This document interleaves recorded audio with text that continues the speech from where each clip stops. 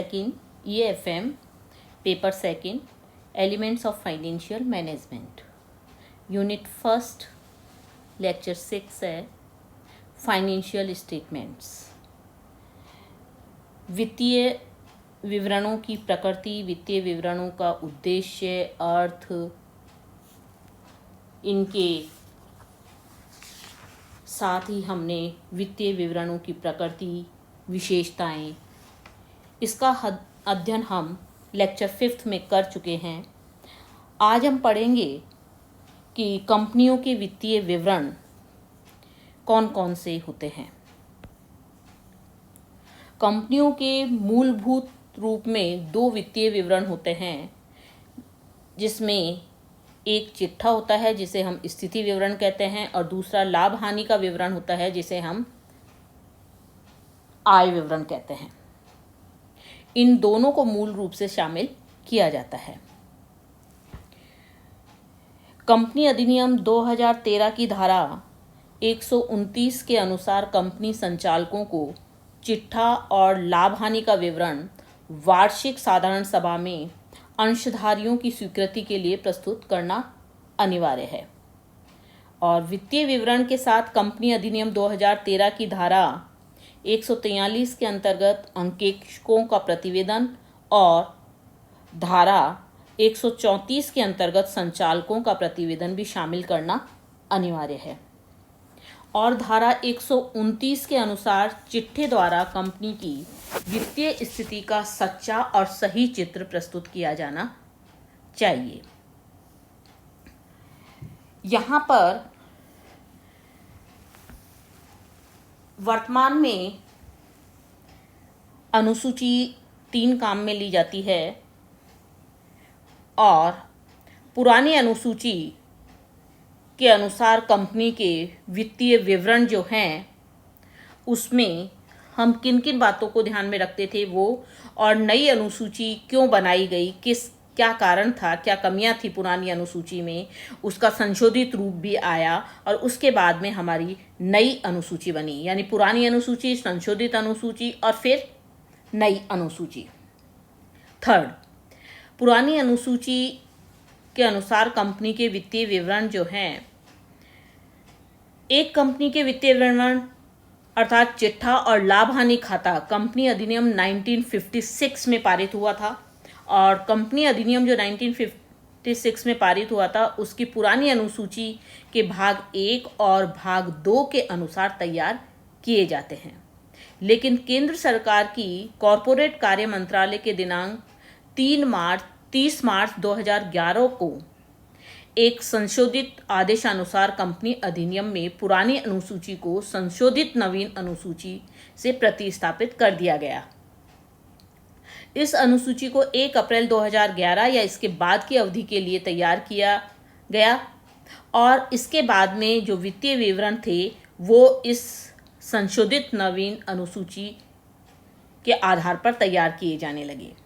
पुरानी और संशोधित दोनों अनुसूचियों के अनुसार चिट्ठा और लाभ हानि खाते का प्रारूप और सूचनाओं के प्रस्तुतिकरण में काफ़ी अंतर पाया जाता है।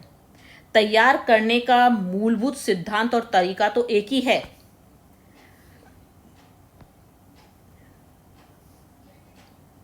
पुरानी अनुसूची के अनुसार कंपनी के वित्तीय विवरण जो हैं उसमें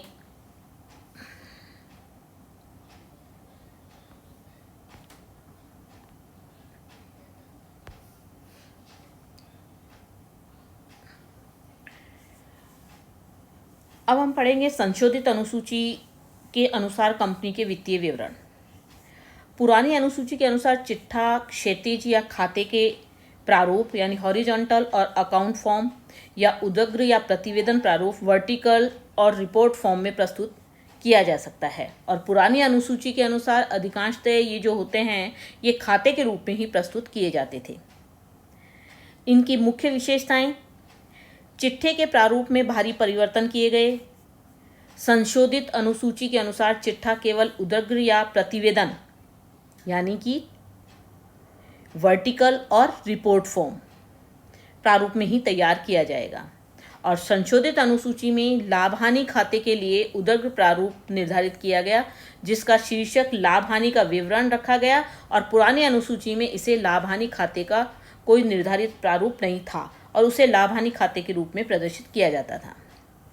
चिट्ठे और लाभ हानि विवरण के प्रत्येक शीर्षक में सूचनाओं को अनुसूचियों के स्थान पर लेखा टिप्पणियों में दर्शाया जाता है और अनुसूचियों की अवधारणा मान्य नहीं है। इसकी जगह लेखा टिप्पणियों को मान्यता दी गई है।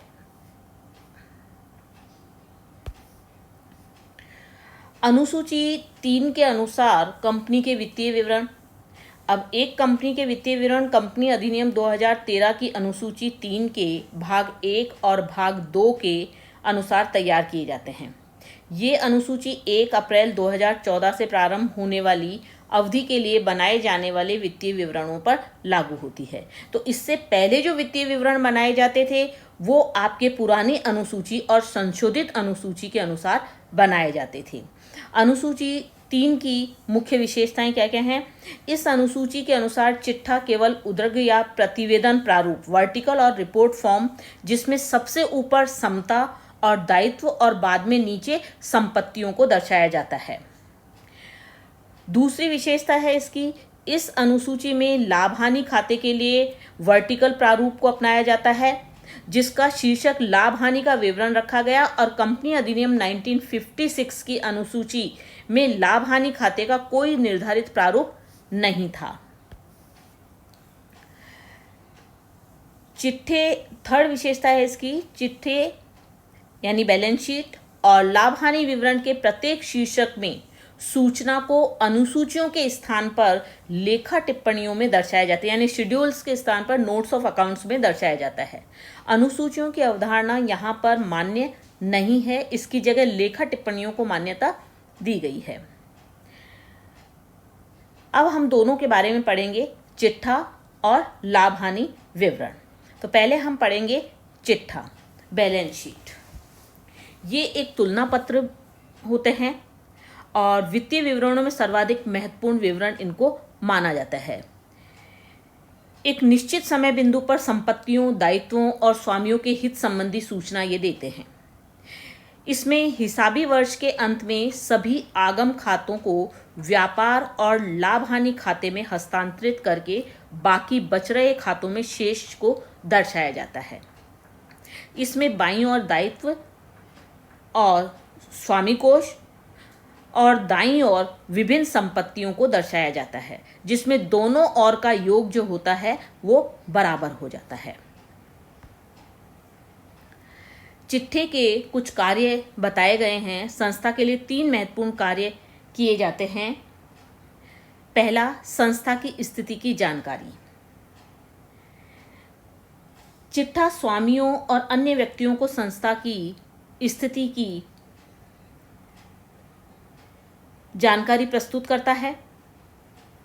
इसमें वो संस्था की संपत्तियों और उनके विरुद्ध दावों की सूचना देता है और प्रबंधकीय नीतियों के आर्थिक परिणामों को दर्शाता है। दूसरा कार्य है इसका तरलता स्थिति की जानकारी। यहाँ पर यह भुगतान करने की क्षमता को बताता है। तरलता से आशय यहाँ पे ये लगाया जाता है कि संस्था द्वारा उनके ऋणों को देय होते ही भुगतान करने की क्षमता से है, जो कि शुद्ध चालू संपत्तियों द्वारा चिट्ठे से जानी जा सकती है। शोधन क्षमता की जानकारी। तीसरा जो इसका कार्य है चिट्ठे का है वो है शोधन क्षमता की जानकारी।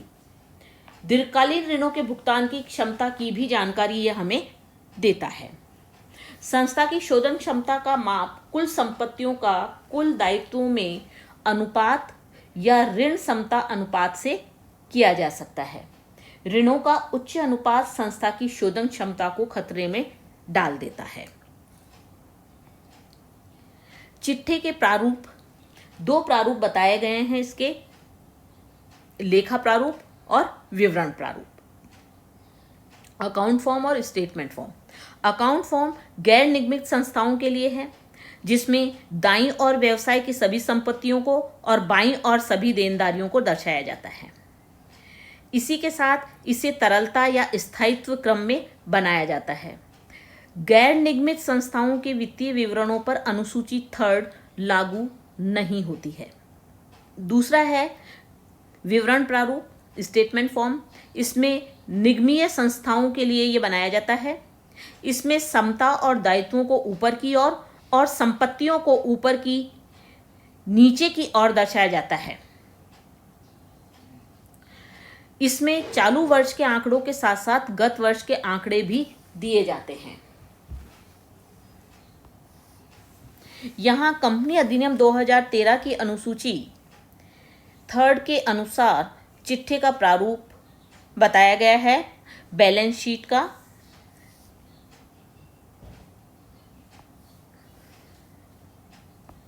इसके बाद है स्थिति विवरण की मदें। बैलेंस शीट में कौन कौन सी मदें शामिल की जाती हैं, इन्हें 2 भागों में बांटा गया है, संपत्ति की मदें और दायित्व की मदें। आइटम्स ऑफ असेट्स और दूसरा है items of liabilities. Items of assets में स्थायी संपत्तियां, चल संपत्तियां और अमूर्त संपत्तियां शामिल की जाती हैं। और दायित्व की मदों में स्वामित्व कोष, दीर्घकालीन दायित्व और अल्पकालीन या चालू दायित्वों को शामिल किया जाता है। यानी दोनों में असेट्स को भी 3 भागों में बांटा गया है और दायित्व की मदों को भी 3 भागों में डिवाइड किया गया है। नेक्स्ट है चिट्ठा बनाने हेतु निर्देश, या ये कह सकते हैं कि इसमें किन किन बातों को विशेष ध्यान में रखते हैं हम लोग। तो कंपनियों का चिट्ठा हमेशा उद्र्ग या प्रतिवेदन प्रारूप में ही बनाया जाता है। चिट्ठा में चालू वर्ष के आंकड़ों के साथ ही पिछले वर्ष के आंकड़ों को भी दर्शाया जाता है। चिट्ठे में विभिन्न मदों के शीर्षक और उपशीर्षक ही दर्शाए जाएंगे। मदों से संबंधित विवरण को चिट्ठे के नीचे नोट्स ऑफ अकाउंट्स में दर्शाया जाता है। केवल शीर्षक और उपशीर्षक को ही इसमें दर्शाया जाएगा बैलेंस शीट में। पुरानी अनुसूची के विविध व्यय शीर्षक की मदें जो होती हैं, जैसे प्रारंभिक व्यय, अभिगोपन, कमीशन, अंशों व ऋण पत्रों के निर्गमन पर बट्टा, इनको अब अन्य चालू या गैर चालू संपत्तियों के अंतर्गत दर्शाया जाएगा। यदि ऐसे व्यय को 12 माह के भीतर अपलिखित कर लिया जाता है तो इन्हें चालू संपत्ति शीर्षक में, और यदि इन्हें अपलिखित नहीं किया जाता है तो गैर चालू संपत्ति शीर्षक में दर्शाया जाता है।